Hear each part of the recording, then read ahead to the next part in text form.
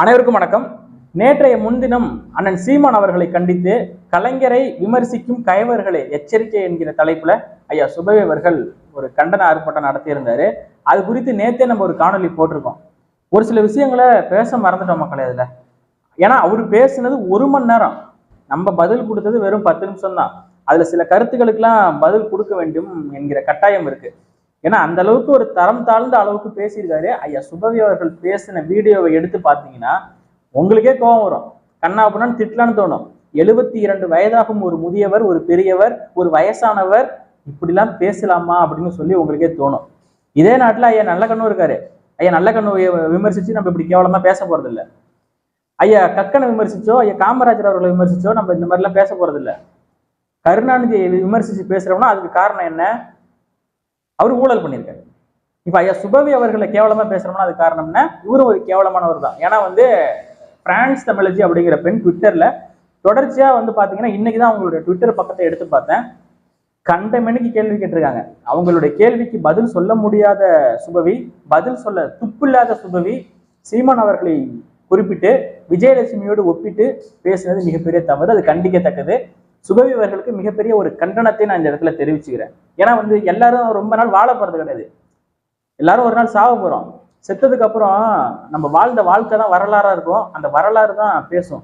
அந்த வரலாறு நம்ம என்ன பேசணும்? பெரியாரோட வரலாறு மாதிரி பொய்யான வரலாறுகளை பேசிக்கிட்டு சுத்திட்டு இருக்க முடியாது. எல்லாருடைய வரலாறும் இப்படி பொய்யா மாறாது.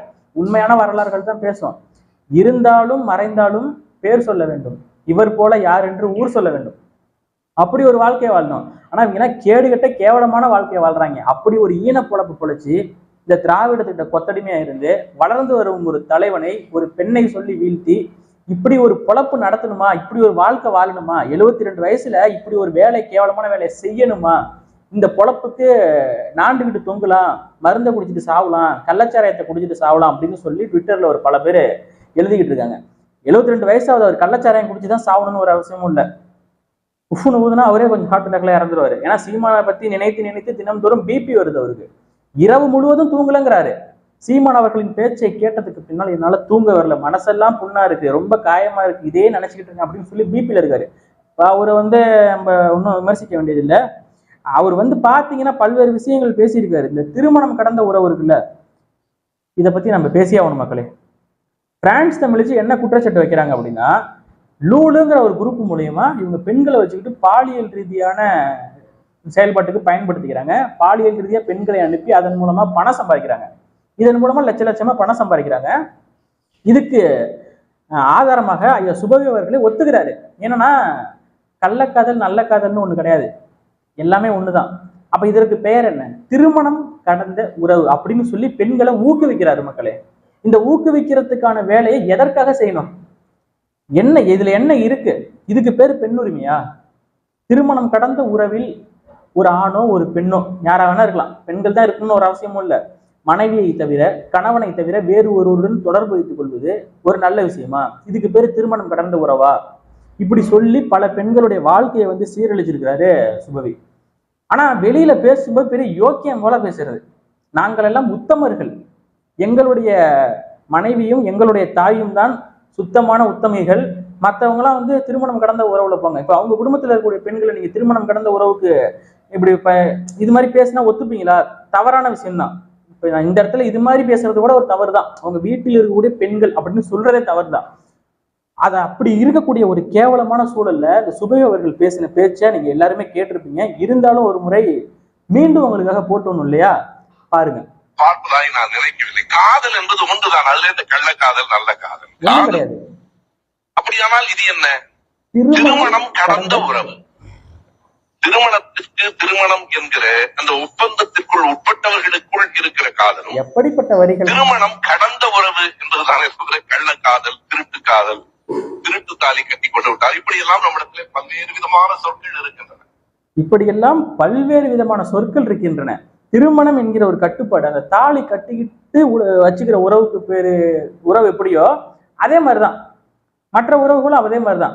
இது திருமண உறவு, அது திருமணம் கடந்த உறவு. எப்படிப்பட்ட வரிகள்னு பாத்துக்கோங்க. எப்படி இது மாதிரிலாம் ஒரு நபரால பேச முடியுது 72 வயசுல அப்படின்னா அது ஐயா சுபவியால தான் முடியும், இந்த பெரியார் ஸ்ரீகளால தான் முடியும். உண்மையா சொல்றேன். இந்த சுபவி அவர்கள் பேசுனதை எவெல்லாம் ஆதரிக்கிறீங்க? யார் யாரெல்லாம் ஆதரிக்கிறீங்களோ, எங்களை வந்து விமர்சிக்கிறீங்க, சுபவி அவர்களுக்கு ஆதரவாக சில பேர் எதிர்கருத்து போடுவீங்கல்ல, அவங்களை கேட்குறேன், உண்மையாவே சுபவி அவர்கள் சொல்லக்கூடிய இந்த கருத்துக்கு யார் யாரெல்லாம் ஆதரிக்கிறீங்க? அவர் அந்த லூலு குரூப்புக்கு அப்புறம் நான் ஏதாவது கேட்டேன்னா தப்பா போயிடும், அதனால நான் வந்து கேட்க விரும்பல. ஓகே, இப்ப அடுத்த இன்னொரு காணொலி பார்க்கலாம். பெண் விடுதலை கருத்துக்கெல்லாம் பேசுவது மேடைக்கு வேணா சரியா இருக்கலாம், நடைமுறைக்கு ஒத்து வராதுன்றார். அதை சொல்றதுக்கு இவர் அதாவது வந்து பெண் விடுதலை கருத்துக்கள்லாம் வந்து மேடைக்கு மட்டும்தான் சரியா இருக்கும், நடைமுறைக்கு ஒத்து வராது அப்படின்னு சொன்ன சுபவிய பிரான்ஸ் தமிழ் வந்து கேள்வி எழுப்புறாங்க. அதை சொல்றதுக்கு முதல்ல நீ யாரு? நீங்களே வந்து பெண்களை வச்சுட்டு பிழைப்பு நடத்திக்கிட்டு அங்க லூலு குரூப்ல தப்பான தொழில் பண்ணி சம்பாரிச்சுக்கிட்டு இருக்கக்கூடிய ஒரு ஆளு, அதை சொல்றதுக்கு நீங்க யாரு முதல்ல அப்படின்னு சொல்லி நாங்க கேட்கலாம். ஆனா நாங்க அப்படி கேட்க போறது இல்ல. நீங்க வந்து அண்ணன் சீமான் அவர்களை பத்தி ஒரு கேள்வி எழுப்பியிருக்கீங்க. 5 முறை முதலமைச்சராக இருந்த கருணாநிதியை ஒரு டெபாசிட் கூட வாங்க துப்பில்லாத சீமான் விமர்சிக்கலாமா அப்படின்னு சொல்லி ஒரு கேள்வி எழுப்பியிருக்கீங்க. நாங்க கேட்கிறோம், 8.19 விழுக்காடு வாக்குகளை வாங்கி தமிழ்நாட்டில் அங்கீகரிக்கப்பட்ட ஒரு கட்சியாக மாறி புதிய சின்னத்தில் 36 லட்சம் வாக்குகளை வாங்கிய அண்ணன் சீமானை பற்றி விமர்சிக்க ஒரு தேர்தலில் போட்டியிடாத ஒரு ஓட்டு கூட வாங்காத உனக்கு என்ன தகுதி இருக்கு? சீமான் அவர்கள் திமுக விமர்சனம் பண்ணாங்கன்னா நீங்க பதில் கொடுக்கும்போது விஜயலட்சுமி பத்தி பேசுங்க. இதை விட ஒரு கேவலமான கேள்வி கேட்ட நபர் இந்த உலகத்திலே இருக்க முடியாது. இதான் திராவிட அரசியலின் நாகரிகம். ஐயா சுபவி அவர்களின் பேச்சிலிருந்து நம்ம எடுத்துக்கொள்ளலாம். நல்லவர்கள் போல பேசுவார்கள், ஆனா மனசுக்குள்ள இருக்கிற அத்தனையும் கேவலமான, அந்த சிந்தனையே கேவலமானது. எப்படி எவனை தூக்கி சிறைப்படுத்தலாம், நம்ம ஒரு விஷயம் தவறா பேசிட்டோம்னா சிறைப்படுத்தலாம், ஆனா நம்ம என்ன தவறா பேசிருக்கோம்னு உட்காந்து தேடிக்கிட்டே இருக்கானுங்க. ஏதாவது ஒன்று சிக்குமா அப்படின்னு சொல்லி தேடக்கூடிய கூட்டமாக இந்த கூட்டம் இருக்கிறது. இவர்களுடைய இந்த சுபவிவர்கள் இருக்காருல, இப்ப ஒரு இந்த 1 மணி நேரம் பேசியிருக்காருல சீமானை பத்தி, அதாவது வந்து திமுகவை சீமான் அவர்கள் விமர்சனம் பண்ணாருன்னா நீங்க திருப்பி விஜயலட்சுமியை பத்தி பேசுங்க அப்படின்னு சொல்றாரு பாருங்க. இந்த பேச்சிலிருந்து தெரிந்து கொள்ளலாம் திராவிட அரசியல் எப்படிப்பட்ட அரசியல் என்று.